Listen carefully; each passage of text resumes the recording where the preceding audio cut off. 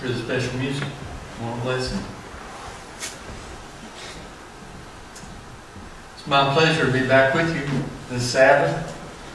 We missed a time that I was supposed to be here. I swapped around with Pastor Lonnie on a speaking engagement and missed being here. But I'm glad to be here today. I've been blessed by being here. And I pray you're blessed by what I have to share. It may be the Lord speaking and not me. Because as the song said just before me, all glory be given to Jesus. That's where our eyes should be at all times. If you'd like to turn with me in your Bibles to Psalms 91. Beautiful chapter that gives such comfort and peace to one's mind.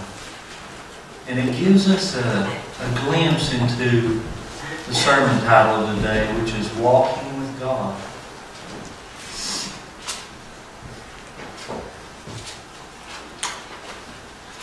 He that dwelleth in the secret place of the Most High shall abide under the shadow of the Almighty. I will say of the Lord, He is my refuge and my fortress, my God, in Him I trust. What a thought. Powerful thought. When I think of these verses, I think about verse 2. My refuge. We all need a refuge. We need a place where we can go that's safe. My fortress. I think of battlements and stone walls, drawbridges, and protection. My God. In Him will I trust. He's all we've got. But He's all we need. Verse 3. Surely He shall deliver thee from the snare of the fowler and from the noisome pestilence. He shall cover thee with His feathers, and under His wings shalt thou trust. His truth shall be thy shield and buckler.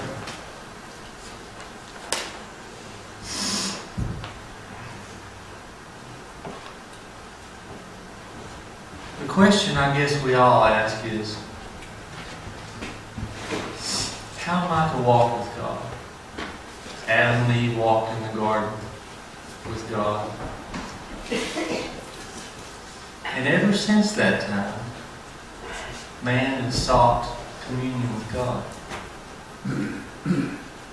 Many of us have sought to make ourselves favorable in God's eyes by our own means. Sometimes that seems all futile. What is God looking for? Let's turn to Isaiah chapter 57.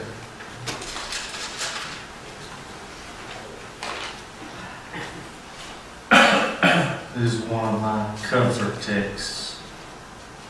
Isaiah 57:15.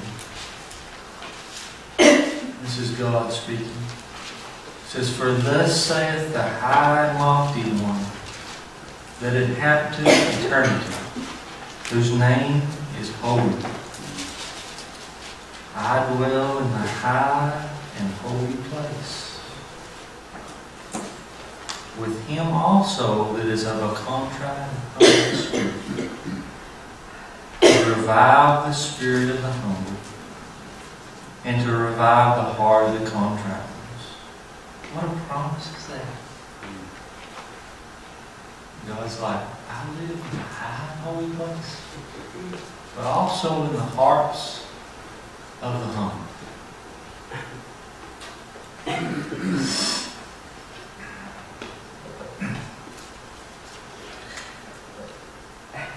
So the question is, how Shall we have a relationship with God and walk with God? That's our desire, isn't it? To know God. In Isaiah chapter 7, verse 14, says, Therefore the Lord himself shall give you a sign. Behold, a virgin shall conceive and bear a son, and shall call his name Emmanuel, which means God with us. We see a God, if we have one message to give as a people, and I had to sum it up in 3 words, God is love. That should be our message. And as we read and study this sermon, I pray a picture of God comes into your mind that helps you relate to God. Because the way you view God is going to change everything you are in your life. If you don't have a clear, beautiful picture of that God, then your life is going to be distorted.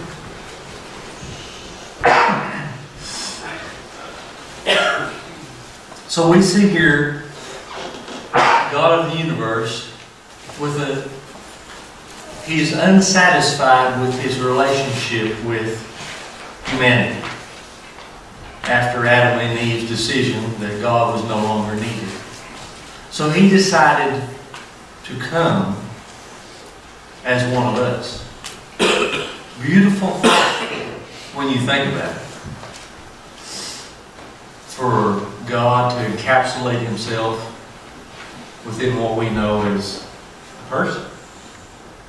To be born helpless as a baby, to let other people care for Him.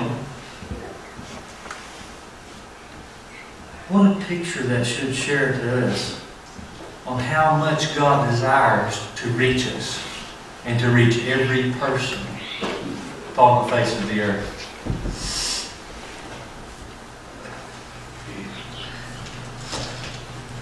God has a plan. Let's turn to a picture in the life of Jesus that gives us a glimpse into a connection that we can have with God. Let's turn to the book of John, verse 4. The 4th book of John. And begin in verse 1. John 4:1. When therefore the Lord knew how the Pharisees had heard that Jesus made and baptized more disciples than John, though Jesus himself baptized not, but his disciples, he left Judea and departed again into Galilee. And he must needs go through Samaria.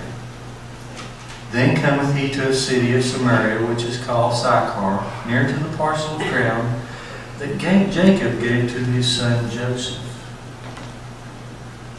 Now Jacob's well was there.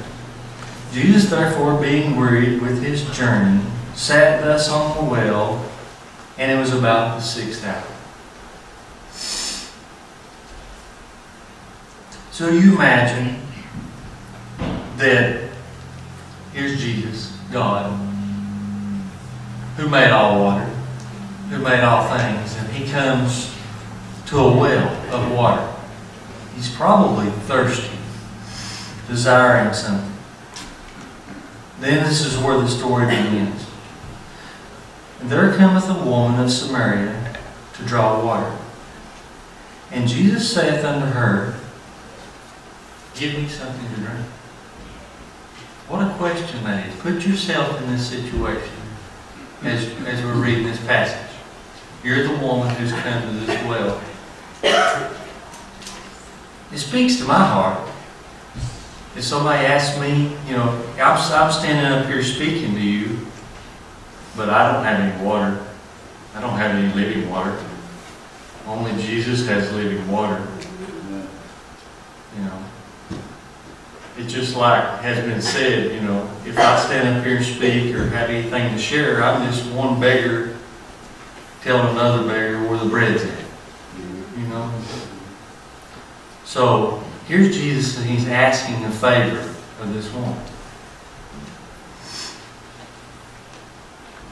Verse 8, this is something to notice. It says, "For His disciples were gone away unto the city to buy meat." They were hungry. It's noontime. It's lunch. It's interesting that at this situation where they were in a strange country and His disciples still had some prejudices toward this group of people known as the Samaritans. So Jesus said, "Why don't you all go into the city and buy bread?" Jesus wanted to have this encounter with this woman alone for a reason. Because He knew His disciples' prejudices and their hang-ups would hinder His communication with this woman. So, verse 9 says, "Then saith the woman of Samaria unto Him, How is it that thou, being a Jew, askest drink of me, which am a woman of Samaria? For the Jews have no dealings with the Samaritans."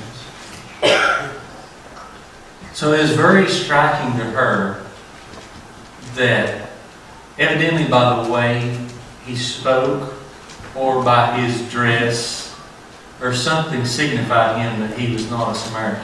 She could tell that. And so she's asking, and this is an unusual encounter, so to speak, for this to happen. And Jesus answered and said unto her, "If thou knewest the gift of God, and who it is that saith to thee, Give me to drink, thou would have asked of Him, and He would give thee living water." Wow. What an encounter. Do we need living water? I think we all could use a refreshing drink of living water from the life giver Himself. Every day.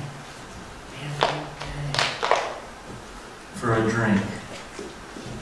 So this, just like us all, I'm sure she was thinking, wow, I would love to not come back to this well again and have to draw water. Isn't that sometimes the way it is in life? That you're walking along a path and it seems monotonous or wearisome sometimes. That's the way life is sometimes. A lot of times, actually. But Jesus is offering something better. Something far better. So the woman's curiosity is at its height. Mine would be too. You meet a man at a well, and he's like, "I'm going to give you living water." And you think, wow, I would like some of that. The woman saith unto him, "Sir, you have nothing to draw with, and the well is deep. From whence then hast thou this living water?" So she saw what she see, an ordinary man, right?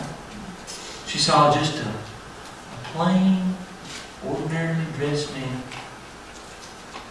And she was thinking, where's he got any water? Sometimes that's the way we are with our encounters with the Bible. Sometimes we come to the Bible and we ask the Bible, "How are you going to give me living water? You're ink on paper." The Bible should turn our minds to the living Word of Jesus Christ. And then she asked the question, "Are you greater than our father Jacob, which gave us this well, and drinketh thereof himself and his children and his cattle?" Jesus answered and said unto her, "Whosoever drinketh of the water, of this water, shall thirst again." That's the way it is with things down here on planet Earth. We may go to the grocery store, but we're probably going to have to go again. And we may have to wash some clothes, but we're probably going to wash them again. It's just a repetition of things like that. And Jesus was there. He was summing up this experience of the family of humanity dealing with sin. That's what he was saying when he said that. If you drink of this water, the same old water, the same old ways, you're going to always get thirsty. Without that refreshment, without a living connection with Jesus, you're always going to be thirsty. Because this world dehydrates us constantly. So we constantly need a fresh supply of living water. There's good news though, in verse 14. But whosoever drinketh of the water that I shall give him shall never thirst. But the water that I shall give him shall be in him a well of water springing up into everlasting life. That sounds beautiful to me. Sounds good. Very good. Verse 15, the woman saith unto him, Sir, give me this water, that I thirst not, neither come hither to draw.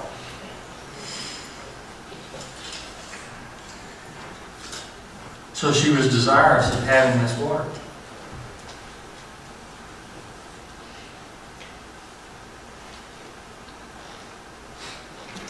Jesus saith unto her in verse 16, Go call thy husband and come hither. The woman answered and said, I have no husband. And Jesus saith unto her, Thou hast well said, I have no husband, for thou hast had 5 husbands, and he whom thou now hast is not thy husband. In that saidst thou truly. The woman saith unto him, Sir, I perceive thou art a prophet. And then in verse 20, we find that she says, Our fathers worshipped in this mountain, and you say that in Jerusalem is the place where men ought to worship. Verse 21, Jesus saith unto her, Woman, believe me, the hour cometh when ye shall neither in this mountain nor yet at Jerusalem worship the Father. Ye worship you know not what. We know what we worship, for salvation is of the Jews. But the hour cometh, and now is, when the true worshippers shall worship the Father in spirit and in truth. For the Father seeketh such to worship him. So there's a time where we can have a living connection with God on a daily basis. It's a beautiful experience.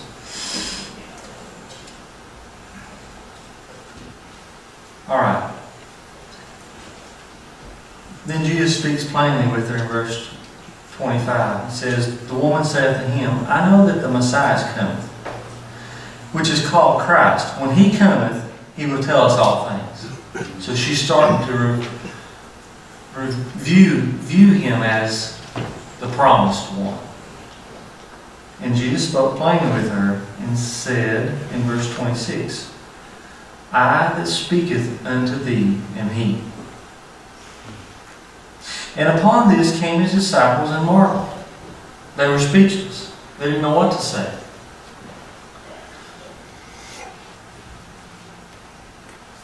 But he talked with the woman, yet no man asked him, What seekest thou, or why talkest thou with the woman? Then there's something very interesting in verse 28. It's something that we have to learn.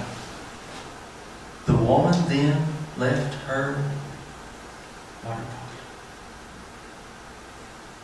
That's huge. Because why did she come? She came to get water. Something she did every day. Seeking the things. Just her daily life. But she was so interested in what Jesus had to offer that she walked. That took second place. She could come back anytime and get the water. You know. But she was making a choice in her life of priorities. And her priority became, I'm going to seek this living water more than what I can do later. And that can make a huge difference in our lives too. Then she went in her way into the city, and saith to the men, Come see a man which told me all things that ever I did. Is not this the Christ? Then went out the whole city, and came unto him. In the meanwhile his disciples prayed him, saying, Master, eat. But he saith unto them, I have meat to eat that you know not of. Therefore said the disciples to him, Hath any man brought him aught to eat? And Jesus saith unto them, My meat is to do the will of him that sent me, and to finish his work. Interesting little confrontation we find with one woman. It's the only place in the Bible that this town of Sychar is mentioned, from Genesis to Revelation. And Jesus went there for a purpose, to meet one woman, to share with her living water, and it spread from there. It's beautiful when you think about it. But it tells us something about our God. Because whether or not we realize it, whether or not we believe it, God is always pursuing us. He is. And He wants to have a daily relationship with us. In a powerful way. And I don't believe that's something hard to obtain. I don't believe we have to jump through hoops or stay up all night praying or have certain exceptions. I believe it's just a decision that we want to prioritize our relationships on our priority list. Who's first? And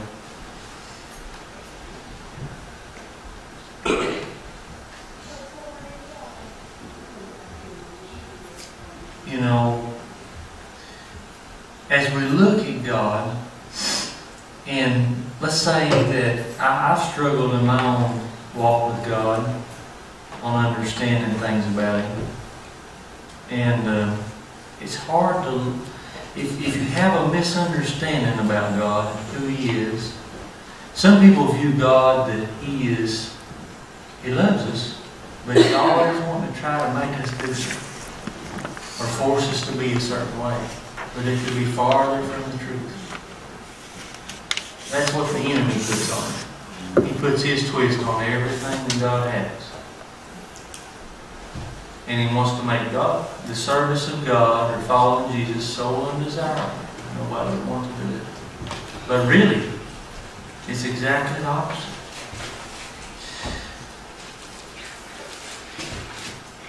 Because He knows that when we get the correct picture of God, and that can only be found in Jesus. So if there's something about God or about your life that bothers you, troubles you, go in the Gospel, in the Gospels, in the life of Christ, and find that subject, because it's there. Or have somebody help you find it. Because God wants you to know Him. To know God is to love God. And that will change our life more than anything that can be done. Is a love relationship with God. Other than that, we're just jumping through hoops. Really? What we need is a miracle. And Jesus was a miracle.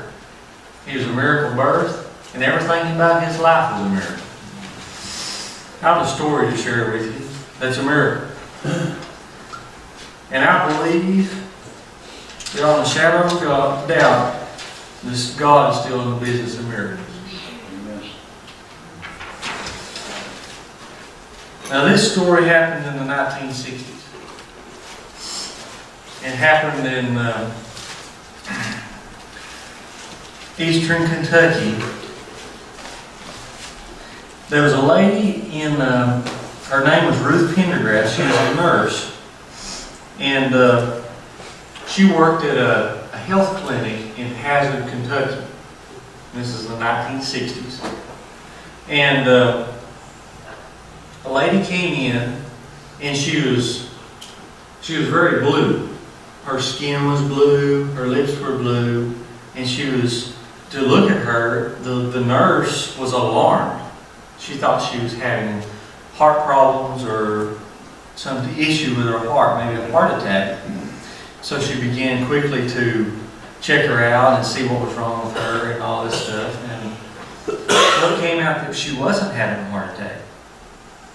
But she was actually from a family that was known as the Fugates. And they had a genetic issue of recessive genes in which these two people, Martin and Elizabeth Fugate, in the late 1800s, they had children. They had 7 children. And of the 7, 4 of them were born blue. Their lips were kind of purple, their fingernails blue, their skin had a blue, like indigo color. And it's known as methylhemoglobin anemia. And it's caused by a missing enzyme that helps supply the blood to the oxygen, which turns red. And so they were perfectly healthy other than just the color. It's amazing that they lived and survived. But they were from a place called Troublesome Creek in Kentucky. Just name it, think about it. Troublesome Creek. Now think about, us on planet Earth. We're kind of all born in Troublesome Creek. No matter where we were born or how we were born, kind of is Troublesome Creek down there. Anyway, so the family kind of had some of them, especially the ones that were blue, they had this kind of people around there were kind of afraid of them. They kind of had, problems relating to the other community people. And anyway, this went on, and of course the family married other people, and there began to be more blue people because the genetics just kept getting passed down, as you can imagine.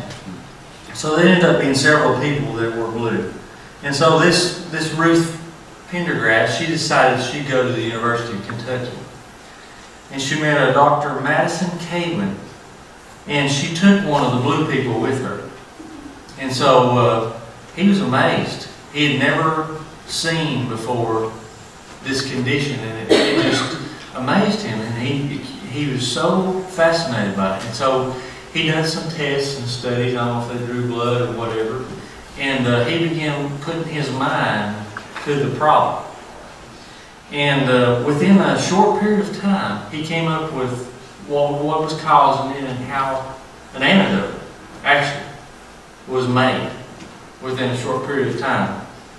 And the amazing thing about the antidote was that it was actually blue. The antidote was blue.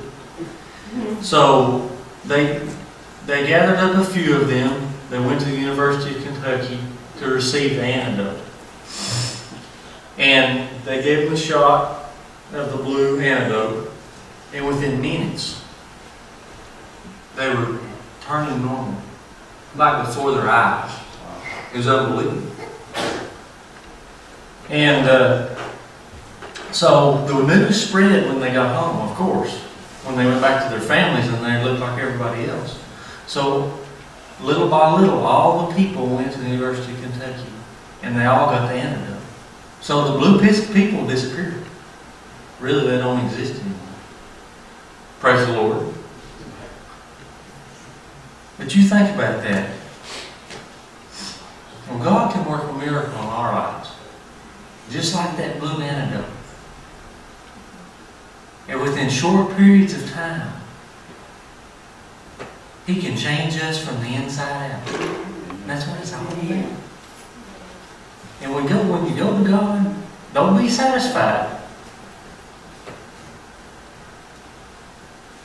till you get what you need. He may not seem to answer, but He's listening. Be like Jacob. We've got to seek God like Jacob did. And he grabbed a hold of God. And he said, I will not let thee go till you bless me. And I'm just thankful for stories like this. God allows stuff like that to happen.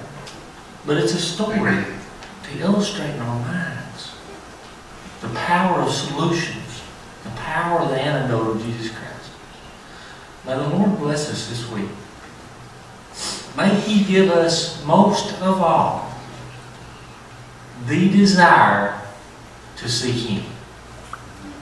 That way, when we read Psalms 91, we can believe that we're dwelling in the secret place of the Most High. May the Lord bless us. Thank you for listening.